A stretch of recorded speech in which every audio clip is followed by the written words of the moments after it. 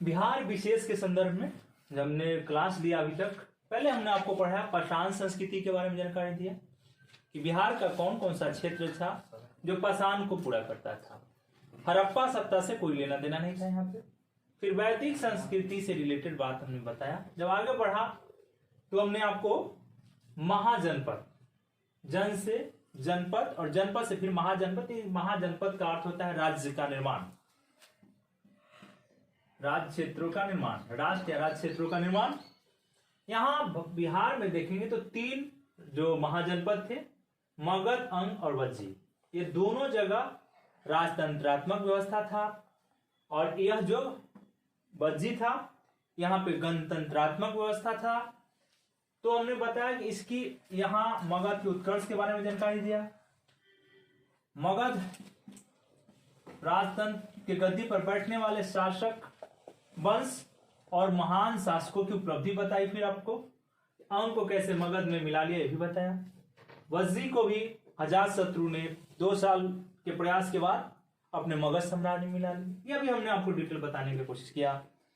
इसके जस्ट बाद मगध साम्राज्य के केंद्र में बैठने वाला महान वंश मौर्य साम्राज्य का था, मौर्य वंश था। इसमें हमने आपको बताया चंद्रगुप्त मौर्य के बारे में जानकारी दिया, चाणक्य, उनके दौर में आने वाले विदेशी राजदूत का भी डिटेल दिया। इस वंश पे चंद्रगुप्त मौर्य, बिंदुसार, अशोक, महान शासकों की एक 3 लिस्ट था, उसका विशेष जो उपलब्धि था उसको हमने समझाया। और यह वंश समाप्त हो गया 184 बीसी में। अंतिम शासक वेदव्रत की हत्या, उसी का सेनापति पुष्यमित्र शुंग द्वारा हत्या कर दिया गया और शुंग वंश की शुरुआत हुआ। जब भारत के परिप्रेक्ष्य में देखते हैं तो हमने पीछे बताया कि विदेशी राजवंशों के द्वारा भी भारत के उत्तर पश्चिम हिस्सों में शासन किया जा रहा था। जैसे बताया हिंद, यूनानी, शक, पहलव और कुषाण, वह क्रम बताया था। उसके भी एक महान लिस्टों की एक अपना क्रम है। वहां से भारत से लिंक करते हुए फिर हमने आगे बढ़ा। तो हमने कहा कि वासुदेव कर्ण ने शुंग अंतिम शुंग शासक की हत्या करके कर्ण वंश की स्थापना की। और कर्ण का जो अंतिम शासक था कौन था? कर्ण वंश का अंतिम शासक सुशर्मा, ठीक है, याद रखना। संजीत आप तो बताए थे। उनको अपदस्थ कर दिया सातवाहनों ने और उनके क्षेत्रों को अपने क्षेत्र में मिला लिया। फिर कहा हमने कि कुषाण कालीन बिहार, हम प्राचीन भारत के बिहार को देखते हैं। कुषाण कालीन बिहार में हमने बताया शुंग काल में ही डिमेट्रियस का आक्रमण हमने बताया था। ये सारा चीज आपको याद होगा, मैं पीछे से लिंक करा रहा हूं। कुषाण कालीन बिहार, कुषाण कालीन बिहार का जो हमने बात कहा तो कनिष्क की अपनी उपलब्धि थी। एक शासक है, जैसे मेरा एक अपना उपलब्धि है, उसी तरीके से हर आदमी का एक अपना पॉजिटिव और निगेटिव कुछ और मतलब हिस्सा होता है। तो कनिष्क जो है कुषाण वंश का सबसे महान शासक था। हमने बताया इसके बारे में कि यह कनिष्क कुषाण वंश का संस्थापक 78 एडी में शक संवत की शुरुआत किया। अपने राज दरबार में अश्वघोष को पाटलिपुत्र से ले गया क्योंकि बहुत बड़े स्कॉलर थे, ये भी हमने आपको बताया था। जब यह बताया फिर कहा कि चौथी बौद्ध संगीति का आयोजन हुआ, इसके बारे में डिटेल आपको जानकारी दिया।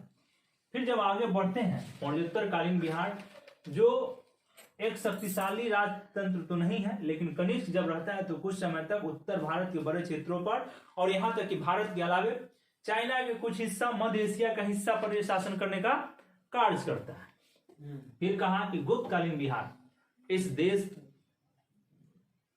गुप्तकालीन बिहार का हम जब बात करते हैं तो 2 परिप्रेक्ष्य में देखेंगे। एक तो भारत के परिप्रेक्ष्य में देखें, फिर हमने कहा कि उसी का क्षेत्र, अगर कोई क्षेत्र है गुप्त के अंदर, गुप्त साम्राज्य के अंदर, तो उसके विशेष उपलब्धि होगी जो आपको जानना पड़ेगा। तो कल जो आपका हमने यहाँ लाया था कि गुप्तकालीन बिहार में गुप्त वंश के संस्थापक, ठीक है, उसके वास्तविक संस्थापक चंद्रगुप्त मौर्य के बारे में बताया। उसके बाद समुद्रगुप्त की सारी उपलब्धियां। फिर जब हम आगे बढ़ते हैं तो आगे जब आपको लेके गया चंद्रगुप्त द्वितीय के बारे में बताया, उनकी उपलब्धि बताया। उसके बाद कुमारगुप्त, स्कंदगुप्त, ठीक है। इसके साथ साथ हमने कल आपको जो बताने का काम किया कि कुछ अभिलेख अलग से, कुछ साहित्यिक जानकारी और सुदर्शन झील का जो विशेषता है या वो पहचाना जाता है, किस किस वंशों के द्वारा उसको आगे बढ़ाएगा, इसके बारे में हमने कल आपको डिटेल दिया और अंततः बताया कि बालादित्य, ठीक है। एक इसी बीच में बताया था कि बुधगुप्त जो बौद्ध धर्म से गुप्त शासक था। फिर आपको डाटा दिया कि बालादित्य के बारे में कि मिहिर कुल जो है इसी के समय में पाटलिपुत्रा पर आक्रमण करता है। जो हूण शासक था मिहिर कुल, ठीक है, बर्बर इसको बोला जाता था मिहिर कुल को। ये काफी आग लगा देता था जिस क्षेत्र में जाता था। तो पाटलिपुत्र पर आगमन किया और बालादित्य को बंगाल तक विस्थापित करने का कार्य करता है। फिर हमने आपको यहां लिंक किया कि भानुगुप्त जो है अंतिम गुप्त शासक था, ठीक है, अंतिम गुप्त शासक था। इसके जस्ट बाद आपको गुप्त के बाद गुप्तोत्तरकालीन यानी कि प्रारंभिक मध्यकालीन बिहार की शुरुआत हो जाती है। इस क्रम में अगर आप याद रखेंगे, चीजों को लिंक करते जाएंगे तो हर एग्जाम के लिए इसी तरीके से आपके लिए आसान हो जाए। उसी तरीके से आप भूगोल को भी याद रखिए। अब हम आपका शीर्षक जो होगा गुप्तोत्तरकालीन बिहार, हेडिंग लगाइएगा गुप्तोत्तरकालीन बिहार।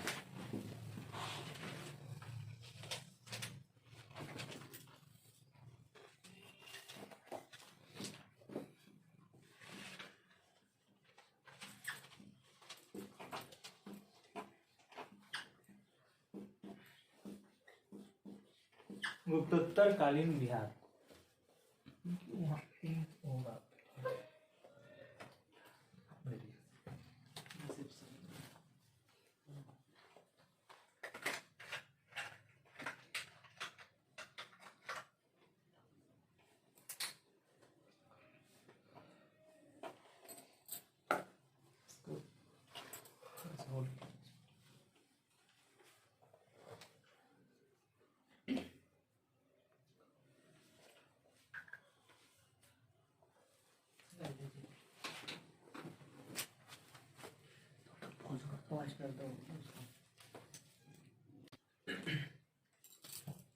पहले आप कुछ पॉइंट वाइज लिखते चलिए, फिर हम आपको एक्सप्लेन करेंगे। इस ग्राफ को आप ध्यान रखिएगा। पहला पॉइंट लिखिएगा,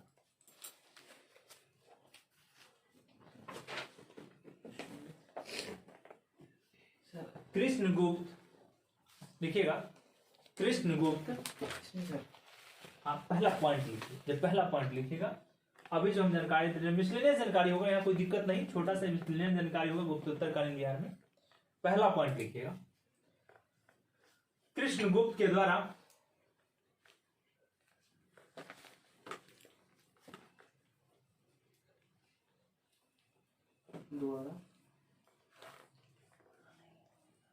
परवर्ती गुप्त वंश की स्थापना की।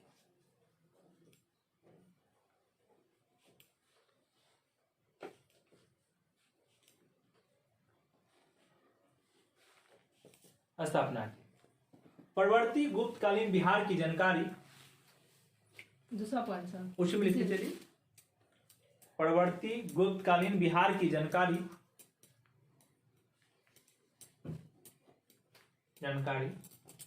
गया और शाहाबाद अभिलेख से प्राप्त होता है। गया और शाहाबाद अभिलेख से प्राप्त होता है।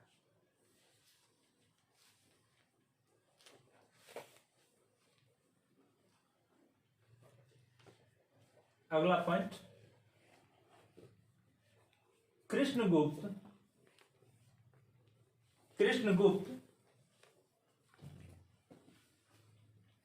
मौखरी शासक हरिवर्मा, अंडरलाइन कर लीजिएगा, हरिवर्मा के समकालीन था। हरिवर्मा का समकालीन था।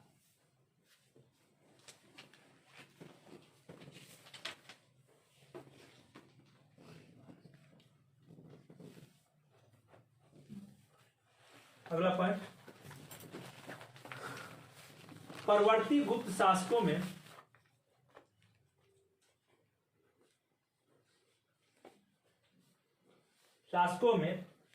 कुमारगुप्त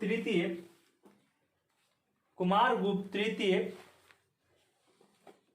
सबसे ज्यादा शक्तिशाली शासक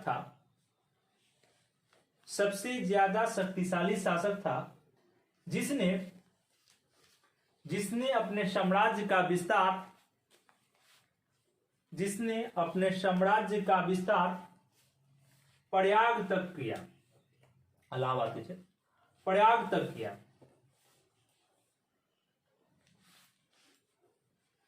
प्रयाग। अगला पॉइंट, परवर्ती गुप्त शासक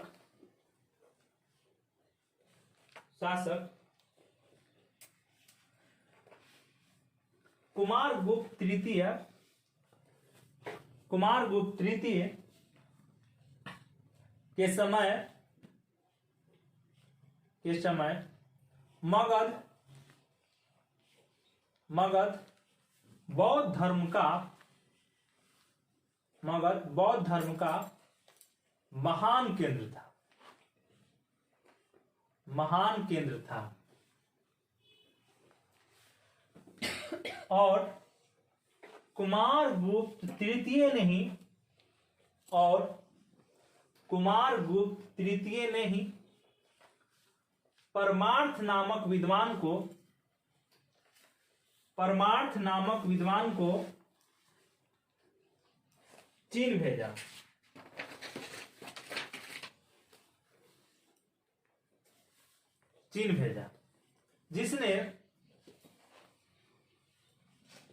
जिसने बौद्ध ग्रंथ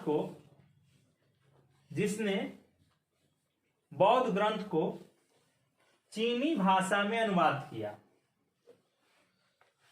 याद रखिएगा, इस क्वेश्चन बनने की संभावना रहती है कि कौन सा व्यक्ति था, किस वंश का था, जिसने ऐसा विद्वान को भेजा जो बौद्ध धर्म को चीनी भाषा में अनुवाद कर दिया। तो वह नाम था परमार्थ। समझ में आ रहा होगा। अगला पॉइंट लिखिएगा,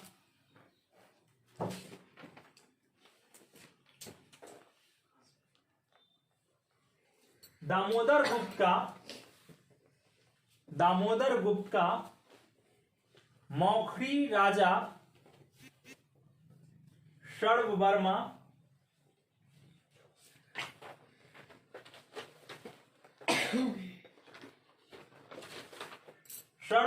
के साथ संघर्ष हुआ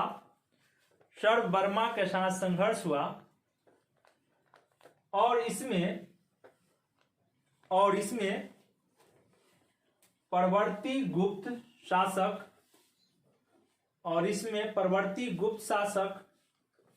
दामोदर गुप्त मारा गया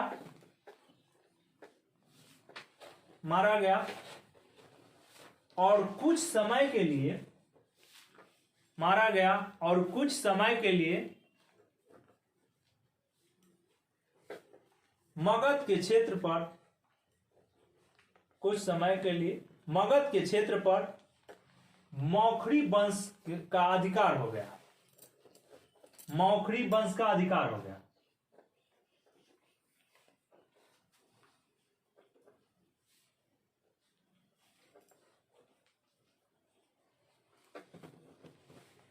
अगला पॉइंट, शशांक,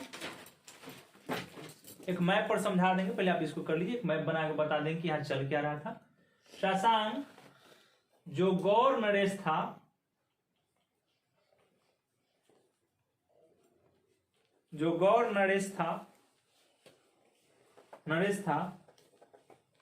बिहार पर आक्रमण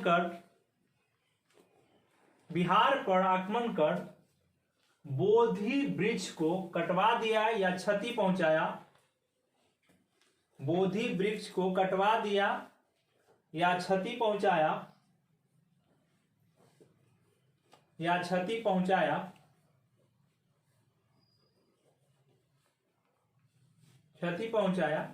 क्योंकि वह शैव मतावलंबी था।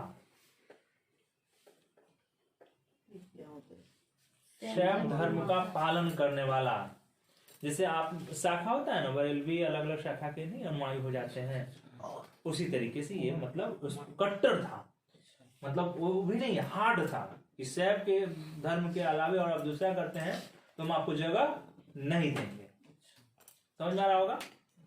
तो पूछेगा कि बोधि वृक्ष को कटवाने का काम किसने किया? शशांक ने। आप लोग थोड़ा सा, मैं आपसे पूछ रहा हूं क्योंकि ठीक है। अगला पॉइंट लिखिएगा। परवर्ती गुप्त शासकों में महासेनगुप्त ने अपनी राजधानी पाटलिपुत्रा से मालवा ले गया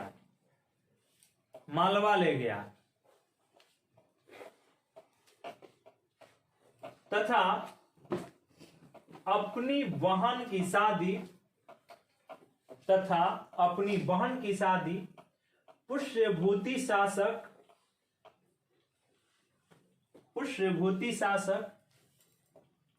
आदित्य वर्मन के साथ कर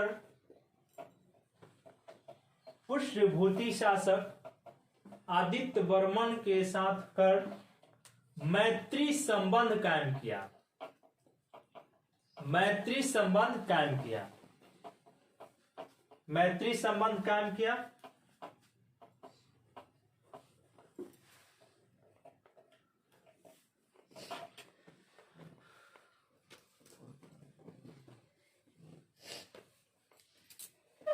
तथा एक लाइन और लिखी, उसमें लिखिए तथा मौखरियों से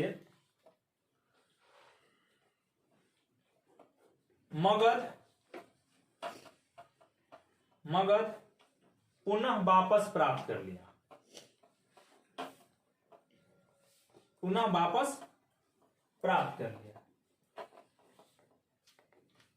अगला पॉइंट, परवर्ती गुप्त शासक देवगुप्त ने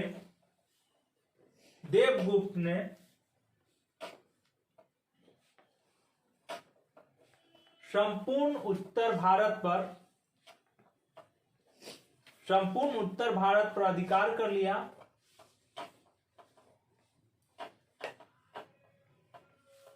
तथा शासक के सहायता से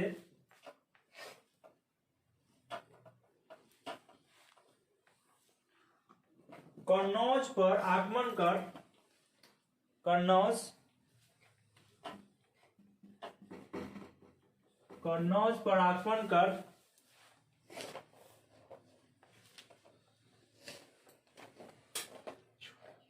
मौखरी शासक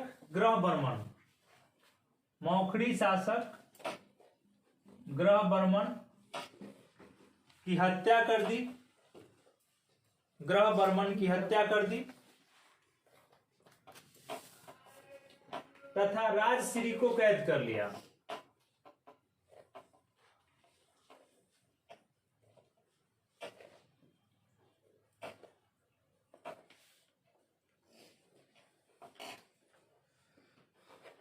राजश्री थानेश्वर शासक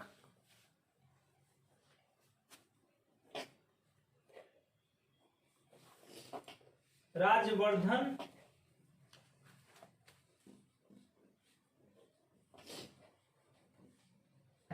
हर्षवर्धन का भाई, राजवर्धन की बहन थी।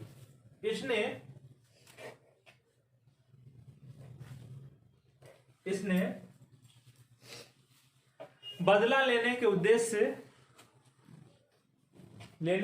से देवगुप्त पर हमला किया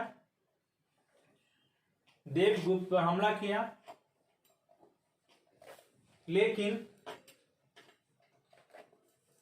संघर्ष करते हुए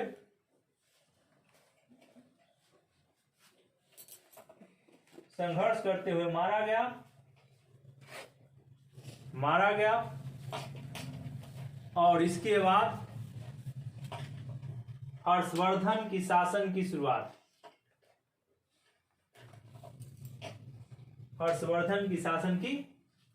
शुरुआत हुई। एक मिनट आप थोड़ा सा समझ लीजिए फिर से सुनिए बोल रहे इसको। इस वाला है आ, आक्रमण कर हाँ, राजवर्धन आक्रमण कर देवगुप्त को क्या था? मार डाला। देवगुप्त पर हमला किया, हाँ, लेकिन संघर्ष करते हुए मारा गया। और हर्षवर्धन और इसके बाद हर्षवर्धन की शासन की शुरुआत हुई। पहले आप समझ लीजिए शांति से, तो हम जो अभी पढ़ा रहे हैं ये चल क्या रहा है। आपको गुप्ता पीरियड तक बहुत अच्छा से मैप समझ में आया होगा। गुप्ता पीरियड तक, गुप्ता पीरियड के बाद जो पूरा भारत को आप नजर दौड़ा कर डालेंगे या डालेंगी तो स्पष्ट चलेगा कि विकेंद्रीकरण, सामंतवादी दौर शुरू है। छोटे छोटे सामंत जो है अपने सैन्य बलबूते पे उस क्षेत्रों का शासक बन बैठे हैं। केंद्रीकृत सत्ता नहीं है। हर्षवर्धन कुछ समय उत्तर भारत में कोशिश करेगा, लेकिन उनके पास भी सामंतों का ही सेना होगा। अब वह भारत नहीं रह गया है जैसा कि भारत आपने अशोक के समय देखा, कनिष्क के समय देखा, और गुप्त साम्राज्य में समुद्रगुप्त के समय में या चंद्रगुप्त द्वितीय के समय में देखा। अब वह भारत नहीं रह गया है, क्योंकि स्थिति बहुत दयनीय होती जा रही है। भारत का राजनीतिक पॉलिटिकल स्ट्रक्चर या कंडीशन है उसमें। अभी जितना जो देख रहे हैं सिर्फ बिहार और उत्तर प्रदेश के हिस्से की मैं बात कर रहा हूँ। बिहार और उत्तर प्रदेश में जैसी ही गुप्त सत्ता की समाप्ति होती है तो बिहार और यूपी के कुछ हिस्सों में आपको परवर्ती गुप्त शासक की स्थापना हो। गुप्तों के जस्ट बाद परवर्ती बाद का मतलब उनके अनुयायी होंगे, उनके सगा संबंधी हो सकते हैं, हो सकता है वो स्वतंत्र भी हो, लेकिन शासन उन्हीं परवर्ती गुप्त के नाम से कर रहे हैं। तो आपको इसके बारे में जानकारी गया या शाहाबाद अभिलेख के साथ साथ साहित्यिक जानकारी भी है। तो हमने कहा कि परवर्ती गुप्त तो एक नया वंश है। इस गुप्त वंश का संस्थापक परवर्ती बाद की गुप्त था, कृष्णगुप्त था। समझ में आ रहा होगा, कृष्णगुप्त था। और यह जो कृष्णगुप्त था किसके समकालीन था? एक देखिए मौखरी वंश, इसका मतलब है कि एक और वंश भी होगा आसपास में। समझ में आ रहा होगा। यह मौखरी वंश आगे आपको कन्नौज के जो एरिया है, कन्नौज पर भी शासन करते हुए दिखाई पड़ेगा। तो यहाँ एक चीज देखिएगा, ऐसे समझिए इसको, परवर्ती गुप्त एक हो गया, यहाँ पे एक वंश ये चल रहा है, समझ में आ रहा होगा। दूसरा मौखरी वंश हो गया। तो मौखरी यह जो है मगध पे क्षेत्र पर अभी अधिकार किए हुए हैं। तो जब परवर्ती गुप्त शासक होगा तो जो शक्तिशाली होगा वह दूसरे शासक को या सामंत को हराने का काम करेगा। तो ये या तो फिर वैवाहिक संबंध कायम करेगा, या तो साम्राज्य को जीत लेगा, या वैवाहिक संबंध कायम करके संधि कर लेगा दूसरी कंडीशन। तीसरा जो आपको दिखाई पड़ेगा एक बंगाल में भी रिलेटेड है, बंगाल से गौर नरेश शशांक का बात आया है, समझ आ रहा होगा। एक हरियाणा के क्षेत्रों पर देखेंगे कि हरियाणा के क्षेत्रों पर थानेश्वर वर्धन वंश एक इधर चल रहा है। अब उत्तर भारत का जो मैप अगर आप देखेंगे इस कंडीशन में आपको दिखाई पड़ेगा। ऐसे समझिए, इस उत्तर भारत के कंडीशन को समझिए। यहां पूरब में गौर नरेश शशांक हो जाएगा, समझ में आ रहा हो, कोई दिक्कत नहीं है। फिर हमने कहा मगध पर परवर्ती गुप्त, ठीक है। फिर आपको कन्नौज के क्षेत्रों में यहां आपको हमने कहा मौखरी, और थानेश्वर हरियाणा का और पश्चिमी उत्तर प्रदेश का जो एरिया है थानेश्वर वर्धन वंश, समझ में आ रहा होगा। तो यहां जो देखें कि मौखरियों का भी एक समय आया जिसने मगध पर अधिकार कर लिया, और परवर्ती गुप्त शासकों ने भी क्या किया है, यहां तक कि मगध के मतलब कन्नौज के अलावे थानेश्वर तक पूरे उत्तर भारत पर शासन करने का काम किया है। इधर से गौड़ भी मदद कर रहा था मौखरी शासक देवगुप्त को। बात समझ में आ रहा होगा कि कंडीशन चल क्या रहा है। तो यही चीज हम आपको समझाने का प्रयास। गौड़ शशांक बंगाल का था। हाँ, बंगाल का था, गौड़ शशांक का शिवभक्त था। अब इसको समझिए, एक को पहले समझते हैं। परवर्ती गुप्त शासक हमने बताया कृष्णगुप्त संस्थापक, या मौखरी वंश के जो शासक थे हरिवर्मा उसके समकालीन था, कोई दिक्कत नहीं। दूसरा शासक का हमने हर्षगुप्त का भी नाम दिया है। फिर जब हमने आपको कहा कि कुमारगुप्त तृतीय, ठीक है, इसकी अपनी उपलब्धि बताया हमने, समझ में आ रहा होगा। इसकी अपनी उपलब्धि उन्होंने लिखा कि परमार्थ नामक विद्वान को चीन भेजा, ठीक है, एक बहुत बड़ी उपलब्धि थी। फिर हमने दामोदर गुप्त की उपलब्धि बताया, दिखाने का काम किया। उसके बाद फिर कहा कि महासेन गुप्ता, तो महासेन गुप्त भी परवर्ती शासक है, ठीक है, परवर्ती शासक है। तो ये इनकी जो उपलब्धि हुआ कि राजधानी को पाटलिपुत्र से कहां ले गया, मालवा ले जाने का काम किया। समझ में आ रहा होगा ना। इस तरीके से आपको लिंक करके रखना पड़ेगा। बहुत जो याद करने लायक जो एरिया है, ज्यादातर शशांक से क्वेश्चन पूछा हुआ है, समझ में आ रहा होगा। कुछ नया क्वेश्चन और पूछने का इच्छा होगा तो राजधानी परिवर्तन वाला क्वेश्चन पूछ सकता है। परमार्थ नामक विद्वान को किस शासक ने चीन भेजा, समझ में आ रहा होगा। तो ये सारा चीज आपको पूछने की संभावना वहां दिखाई पड़ेगा। वो सारा 2D पॉइंट हमने अभी करवा दिया है, फिर अब इस पर उसको पीछे ले जाने की आवश्यकता नहीं है। बात समझ में आ रहा होगा, कोई दिक्कत नहीं, कोई परेशानी नहीं। चलिए देखिए इधर हमने अभी बता रहा था कि हर्ष से पहले तक बिहार का क्या स्थिति था, समझ में आ रहा होगा। परवर्ती गुप्त के बारे में आपने जाना, मौखरी के बारे में जाना, और कुशभूति या वर्धन वंश से रिलेटेड बात हमने आपको समझाने का काम किया। अब हर्षकालीन बिहार का बात करते हैं या भारत की बात करते हैं, तो आपको दिखाई पड़ेगा कि हर्ष के बारे में थोड़ा हर्षवर्धन के बारे में जान लेते हैं। यह पुष्पवती वंश का था, समझ में आ रहा होगा, और कम उम्र में 16 साल के उम्र में ही यह शासक बन चुका था, समझ में आ रहा होगा। अभी मत लिखिएगा कि किस ये जो कुछ मिसयूज की चीजें नहीं लिखना है, एग्जैक्ट हम डाटा पे बात कर रहे हैं क्योंकि एग्जाम बेस्ड बता रहे हैं। 606 से 647 एडी तक शासन किया, बात समझ में आ रहा होगा। तो आप हर्ष की उपलब्धियों को कुछ अगर याद रखा जाए भारत के परिप्रेक्ष्य में, तो आपको दिखाई पड़ेगा कि यह भी बौद्ध धर्मावलंबी है। तो पहले में शैव धर्म का मानने वाला था, लेकिन बाद में बौद्ध धर्मावलंबी हो जाता है। दूसरी बात कि इसी के दरबार में एक महान पर्सनालिटी, चीन से बौद्ध धर्म की जिज्ञासु, भारतीय संस्कृति को जानने के लिए ह्वेनसांग जैसा पर्सनालिटी आता है, समझ में आ रहा होगा, और पूरे संपूर्ण भारत की भ्रमण करता है, समझ में आ रहा होगा। और इसके दरबार में और एक पुस्तक लिखा CQ की, समझ में आ रहा होगा। इसे ह्वेनसांग को भी त्रियुग राजकुमार नालंदा विश्वविद्यालय में शिक्षा ग्रहण किया। बताता है कि 100 गांवों से नालंदा विश्वविद्यालय का खर्च पूरा हो रहा था और 3000 विद्यार्थी थे। ये सब चर्चा आपको ह्वेनसांग करता है, समझ में आ रहा होगा। और यह दक्षिण भारत पांड्य देश भी जाने का काम करता है, उसके बारे में डिटेल जानकारी देता है। फिर इसी के दरबार से जुड़े हुए, हर्षवर्धन के दरबार से जुड़ा हुआ एक महान कवि है बाणभट्ट, जिसने हर्षचरित्र नाम की पुस्तक लिखी। यहां से भी क्वेश्चन आपको पूछा जाता है कि यह किसकी रचना है। हर्ष के द्वारा खुद ही वह मतलब पढ़ा लिखा व्यक्ति था, शिक्षा में रुचि लेता था। उन्होंने नागनिका रत्नावली प्रियदर्शिका नाम का पुस्तक लिखा और प्रत्येक साल पर धर्म सम्मेलन बुलाने का काम हर्षवर्धन करता था, समझ में आ रहा होगा, जिसमें काफी दान देता था, बौद्ध धर्म का मीटिंग करवाता था।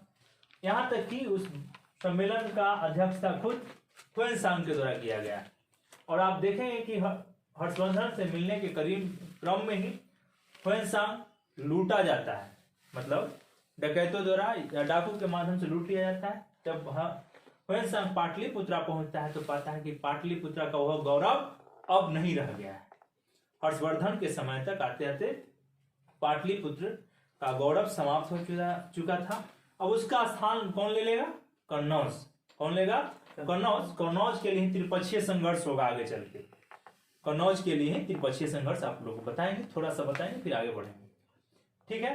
तो जैसे ही हर्ष का मृत्यु 646, एक और चीज बताना हम भूल गए कि होल अभिलेख जो रवि कृति द्वारा लिखा गया था, जिसने बताया है कि पुलकेशिन द्वितीय, चालुक्य नरेश और हर्षवर्धन के बीच में जब संघर्ष होता है तो इस युद्ध में हर्षवर्धन के, क्योंकि साउथ इंडिया की तरफ बढ़ना चाह रहे, मतलब दक्कन की तरफ बढ़ना चाह रहा था हर्षवर्धन, उत्तर का विस्तार इसका पूरा हो गया था। लेकिन अभी दौर ऐसा है कि सामंतवाद का दौर भारत में चल रहा है। सामंतवाद कहने के इस समय व्यापार व्यवसाय नहीं होगा, भूमि पर ज्यादा से ज्यादा लोगों का नियंत्रण हो जाएगा, कृषि बेस्ड अर्थव्यवस्था होगा, मुद्रा का प्रचलन नहीं होगा। ये सब सामंतवाद का लक्षण होता है।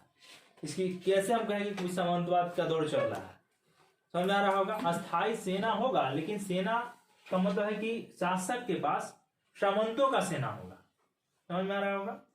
तो ये सारा चीज है। और 647 में हर्ष की मृत्यु हो जाती है। और मृत्यु होने के बाद बिहार फिर अराजक स्थिति में आ जाता है, कोई मजबूत शासक नहीं है। इसी क्रम में एक अर्जुन नाम का स्थानीय शासक का चर्चा मिलता है, जो चीनी बौद्ध यात्रियों को क्षति पहुंचाने का काम करता है।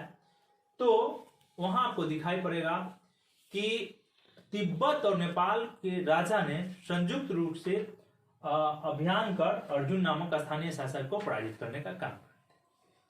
समझ में आ रहा होगा? तो ये पॉइंट ये इसको जरा लिख लिया जाए। ये ग्राफ है, अगला पॉइंट लिखिए इस पर। हर्ष की मृत्यु के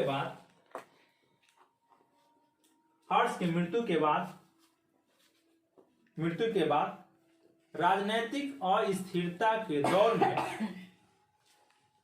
हर्ष की मृत्यु के बाद राजनीतिक अस्थिरता के दौर में अर्जुन नामक स्थानीय शासक के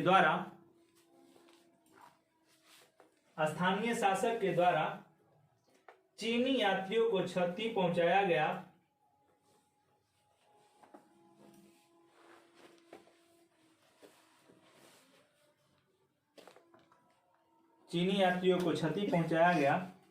इस कारण से तिब्बत और नेपाल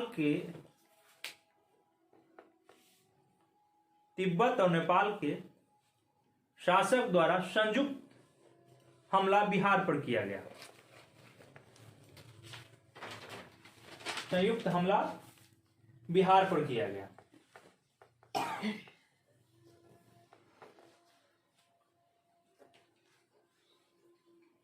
अगला पॉइंट, परवर्ती गुप्त वंश का अंतिम शासक हमला किया गया। अगला पॉइंट लिखिएगा, परवर्ती गुप्त वंश का अंतिम शासक जीवगुप्त तृतीय, अंडरलाइन, जीवगुप्त तृतीय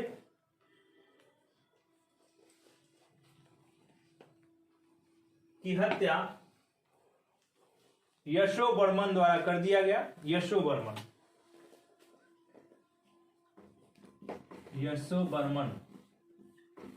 द्वारा कर दिया गया। और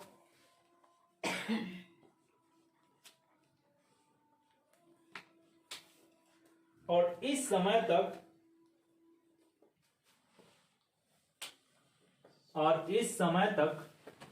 पाटलिपुत्र का गौरव समाप्त हो गया था।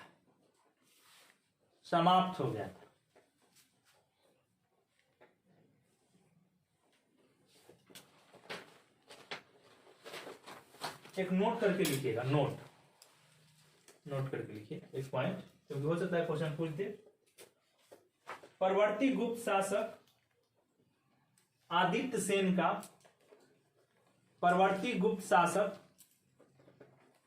सेन का अपसड शाहपुर लेख, अपसड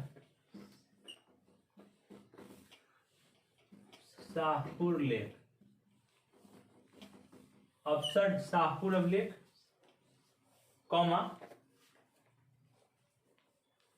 मंदार पर्वत पर अभिलेख,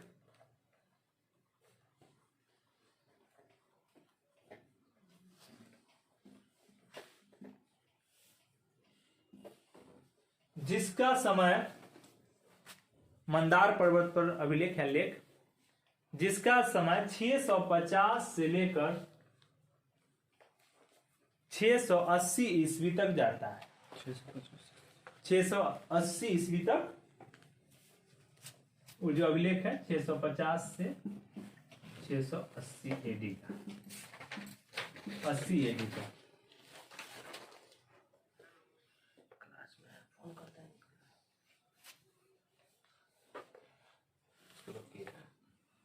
अब हम अभी बता रहे थे आपको कि हर्षवर्धन की मृत्यु के बाद उत्तर भारत के साथ साथ बिहार का जो हिस्सा है वहां भी अराजक की स्थिति थी। समझ में आ रहा होगा? इस क्रम में आपको दिखाई पड़ेगा कि बिहार के अगर पुनर्वर्धन बंगाल के हिस्सों पर कोई आक्रमण कर रहा होगा तो बिहार होते हुए जाएगा। समझ में आ रहा होगा। जैसे हर्ष की मृत्यु होती तो हमने बताया कि अर्जुन नाम का स्थानीय शासक जो है उसने चीनी यात्रियों को जब डिस्टर्ब किया तो तिब्बत और नेपाल के संयुक्त शासक के द्वारा क्या हुआ, बिहार पर आक्रमण किया गया, संयुक्त अभियान किया गया। यह बात हमने बताया था आपको, कोई दिक्कत नहीं है। तो स्थिति क्या है कि यहाँ कोई मजबूत शासक नहीं। समझ में आ रहा होगा। इस क्रम में आपको दिखाई पड़ेगा कि कश्मीर के शासक जयपीर का भी पुनर्वर्धन पर आक्रमण होता है तो बिहार होते हुए जाएगा। दूसरा है कामरूप असम, जिसे प्रयाग ज्योतिषपुर भी प्राचीन नाम का से जाना गया है। वहां के शासक हर्ष का भी आक्रमण होता है बिहार और बंगाल के क्षेत्रों पर, बिहार और बंगाल के क्षेत्रों पर। इस अराजक स्थिति में ही आपको दिखाई पड़ेगा कि बंगाल की जनता ने गोपाल नामक व्यक्ति को उठाया और शासक घोषित कर दिया। और यही गोपाल जो है कि पाल वंश के संस्थापक शासक है। गोपाल कौन है? पाल वंश के संस्थापक शासक है। समझ में आ रहा होगा। जिसने उदयपुरी विश्वविद्यालय की बिहार की स्थापना की। समझ में आ रहा होगा। तो आज जो आपका टॉपिक है आप पाल वंश पे लगा के हिंट कर दीजिए। थोड़ा सा हमको चश्मा लाने के लिए। पाल वंश, पाल वंश और बिहार।